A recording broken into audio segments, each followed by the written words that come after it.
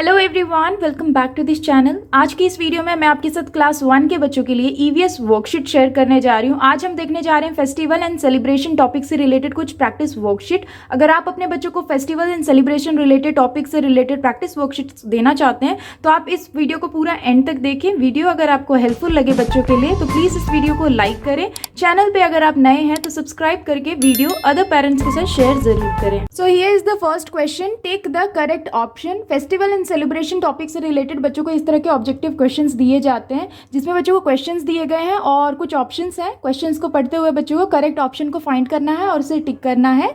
जैसे पहला है, it is the festivals of light.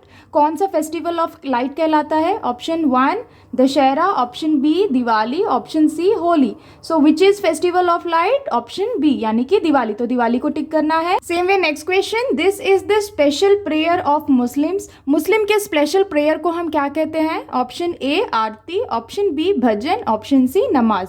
सो इसका सही आंसर क्या होगा? ऑप्शन सी यानी कि नमाज। नमाज स्पेशल प्रेयर होता है मुस्लिम का, तो C is the correct one.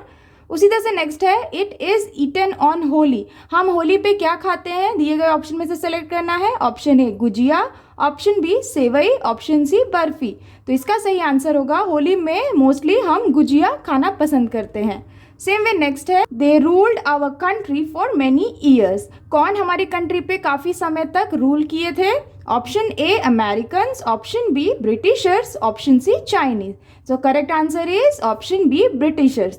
तो इस तरह से बच्चों को टॉपिक से रिलेटेड ऑब्जेक्टिव क्वेश्चंस दिए जाते हैं। आप इस तरह से बच्चों को घर पे प्रैक्टिस करवा सकते हैं। ये is the next question, join the ovals to make a meaningful word. यहाँ पे बच्चों को कुछ ओवल्स में कुछ वर्ड्स दिए गए हैं। अब इन्हें बच्चों को ज्वाइन करना है एक दूसरे के साथ जिससे कि एक प्रॉपर मीनिंगफुल वर्ड बने। तो ये भी जो वर्ड्स हैं ये पूरे फेस्टिवल से रिलेटेड ही है, यानी कि फेस्टिवल के नेम है। इस तरह से आप बच्चों को ईजिली स्पेलिंग्स को लर्न करवा सकते हैं। जैसे यहाँ पे देखिए PON, तो पोन और GAL यानी कि ये बन जाता है पोंगल। तो ये दोनों एक मिलके एक मीनिंगफुल वर्ड बनता है जो कि एक फेस्टिवल का नेम है, तो इसे मैच करना है। सेम वे ये है DI, सो दिवाली, दिवाली, तो इस तरह से मैच करेंगे। उसी तरह से ये है गुरु पर्व भी एक फेस्टिवल का नाम है, तो इसे मैच करना है। Same way Christmas. तो इस तरह से भी बच्चों को वर्कशीट्स दी जाती हैं। इस तरीके से आप बच्चों को ईजिली फन वे में बच्चों को स्पेलिंग्स लर्न करवा सकते हैं। तो इस तरह से भी बच्चों को आप घर पे प्रैक्टिस करवाएं। Here is the next question, fill in the blanks using the words given in the box। यहाँ पे बच्चों को कुछ बॉक्स में कुछ वर्ड्स दिए गए हैं, इनकी हेल्प से बच्चों को दिए गए फिलिंग द ब्लैंक्स को फिल करना है। जैसे यहाँ पे पहला है, langar is a dash. So langar is a what? Langar is a common kitchen. तो यहाँ पे आंसर लिखना है कॉमन किचन।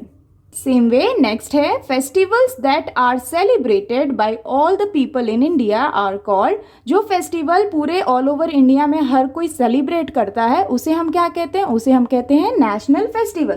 तो आंसर हो जाएगा नेशनल फेस्टिवल। इस तरह से बच्चों को लिखना है।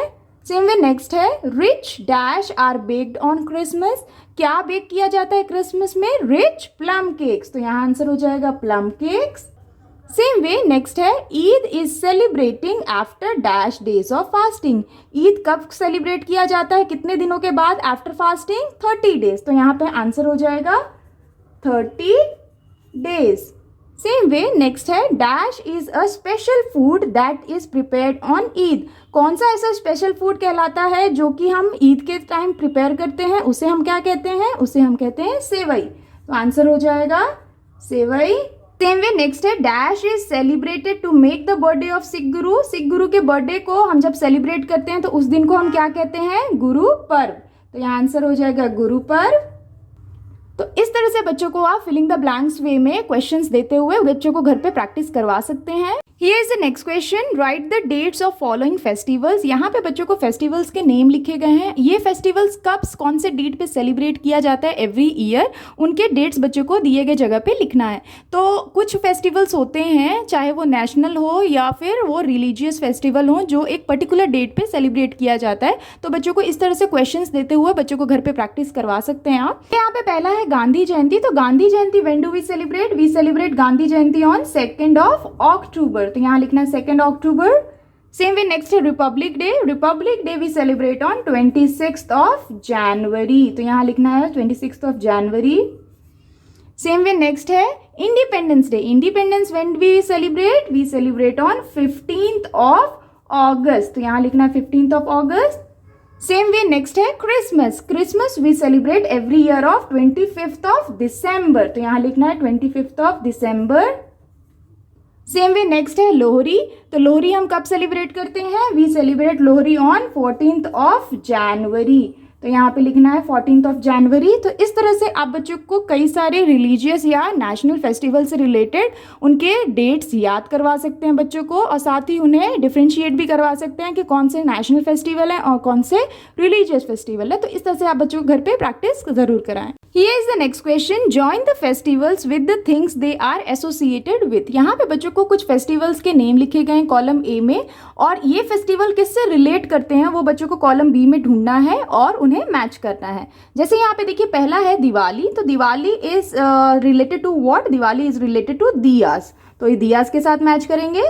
सेम वे क्रिसमस, तो क्रिसमस में हम बेसिकली क्या करते हैं? Christmas is related to what? Christmas, on Christmas we go to church, तो चर्च के साथ मैच करना है। सेम वे नेक्स्ट है Lohri. So Lohri is related to bonfire. Next independence day, so independence day is related to flag. Dussehra, Dussehra is related to Ravan. Holi, Holi is related to गुलाल।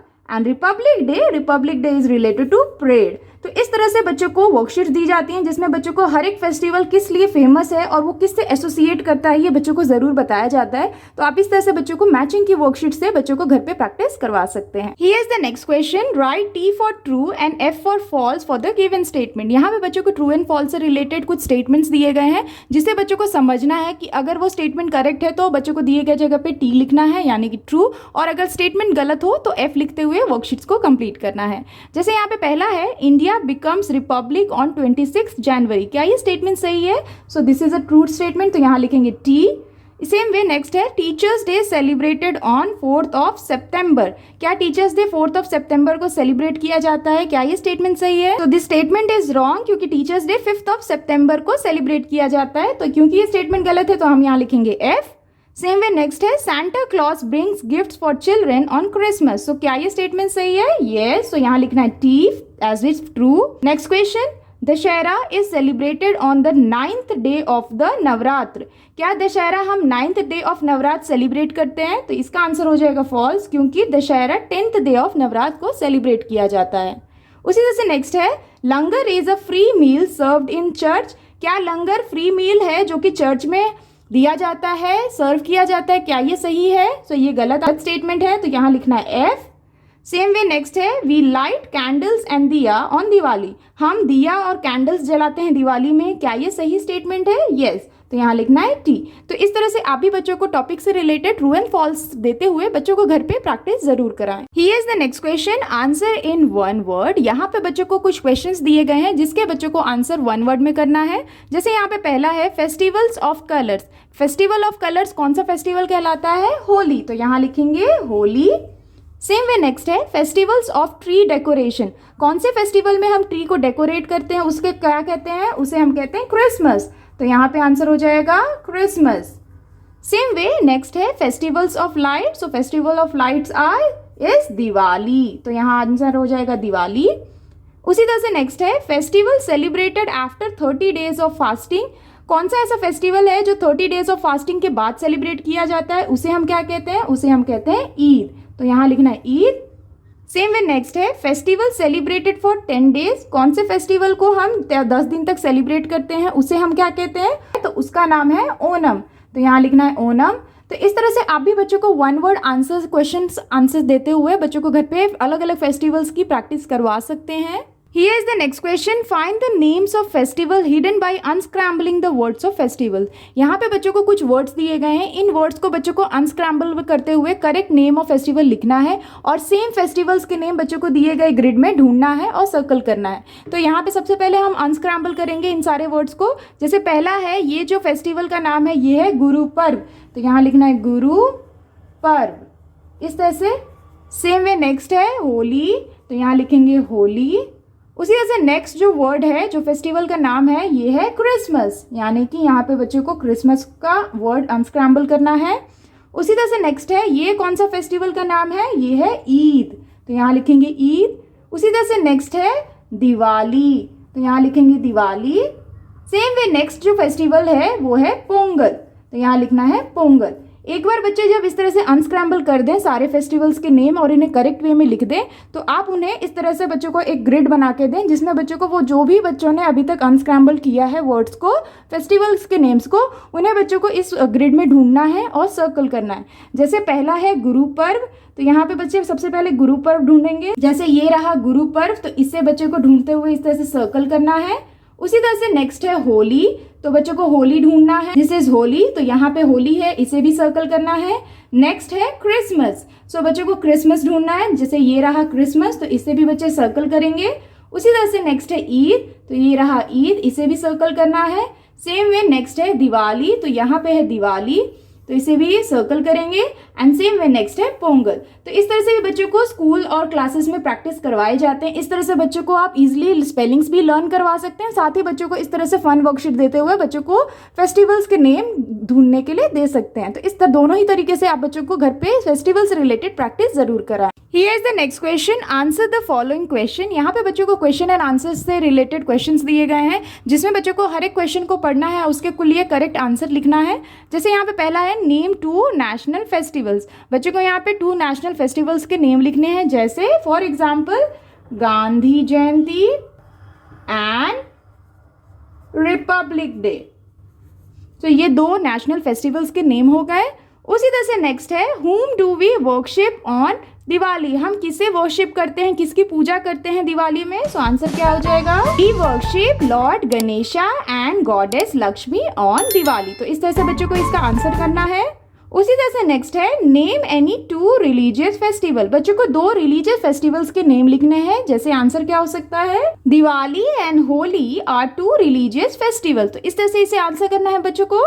उसी तरह से नेक्स्ट क्वेश्चन है where was Gandhi ji born, Gandhi ji का जन्म कहाँ हुआ था। तो इसका आंसर हो जाएगा Gandhi ji was born in Gujarat. तो इस तरह से बच्चों को इस तरह से क्वेश्चन आंसर देते हुए बच्चों को फेस्टिवल से रिलेटेड आप घर पे प्रैक्टिस जरूर कराएं। Is the next question, look at the pictures given and name the related festival. यहाँ पे बच्चों को कुछ पिक्चर्स ड्रॉ करके दिए गए हैं, इन पिक्चर्स को बच्चों को ध्यान से देखना है और ये पिक्चर कौन से फेस्टिवल से रिलेट करते हैं उनका नाम बच्चों को दिए गए जगह पे लिखना है। जैसे पहला है राखी, और राखी किससे रिलेटेड है, कौन से फेस्टिवल से रिलेट करता है, रक्षाबंधन, तो यहाँ लिखना है Raksha Bandhan. Same way next picture है पोंगल फेस्टिवल से रिलेटेड, क्योंकि यहाँ पे ये पॉट है और ये शुगर कैन है जो कि रिलेट करता है पोंगल फेस्टिवल से, तो यहाँ पे आंसर हो जाएगा पोंगल। तो इस तरह से आप भी बच्चों को अलग अलग पिक्चर्स ड्रॉ करके या पेस्ट करके दे सकते हैं और उन्हें आइडेंटिफाई करने के लिए कह सकते हैं कि वो कौन से फेस्टिवल से रिलेट करता है। इस तरह से भी आप बच्चों को फेस्टिवल से रिलेटेड घर पे प्रैक्टिस करा सकते हैं। That's all for today's videos friends. I hope कि आपके बच्चों के लिए ये फेस्टिवल एंड सेलिब्रेशन से रिलेटेड क्लास 1 के बच्चों के लिए जो वर्कशीट शेयर किया है मैंने आपके साथ, वो आपके बच्चों के लिए हेल्पफुल रहा होगा। अगर आपको ये वीडियो अच्छा लगे, हेल्पफुल लगे, तो प्लीज़ इस वीडियो को लाइक करें। चैनल पर अगर आप नए हैं तो सब्सक्राइब करके वीडियो अदर पेरेंट्स के साथ शेयर जरूर करें। मिलती हूँ आपसे नेक्स्ट वर्कशीट के साथ, तब तक के लिए take care and bye bye.